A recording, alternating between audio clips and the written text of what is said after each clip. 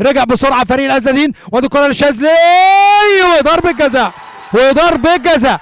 الشاذلي دخل نجاتي قد كرنساويه بيقولوا يا رب، وهوبا جوه الجون، وجوه الجون. والهدف الاول محمد نجاتي يحرز الهدف الاول في مرمى الازازين لعاطف في المناطق الاماميه. ادي الكوره خطيره ويطلع حارس المرمى،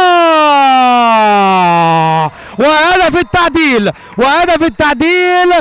فريق الازازين ينجح. عزيزي المشاهد، عزيزي المتابع، ابراهيم العدل المدير الفني لفريق الازازين، النهارده اول مهمه رسميه لك، قدرت تخرج من ملعب نادي ديكنس الرياضي بنقطه التعادل وتعود بسرعه في اللقاء بعد تقدم فريق ديكنس. الحمد لله، اولا واخيرا على البونت.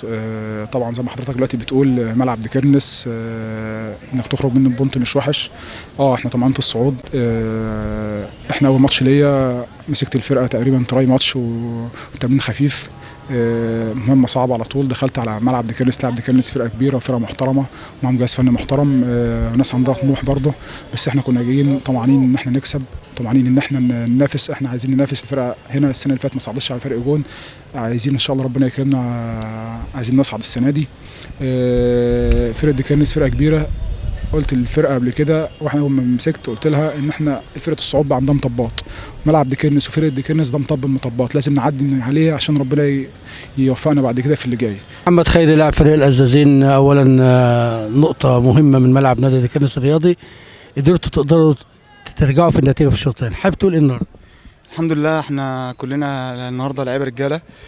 ربنا كرمنا ببونت، ما جه فينا بلانتي هنشوفه في الفيديو ما فيهوش اي حاجه خالص. جالنا كذا فرصه على الجون بس الحمد لله على التعادل يعني، واللعيبه كلها رجاله ما حدش اثر في حاجه. في 3 اصابات في الشوط الاولاني دول برضو غيروا الاداء معانا شويه، بس الحمد لله الناس اللي نزلت كلها كانت رجاله، وان شاء الله ربنا يكرمنا في اللي جاي.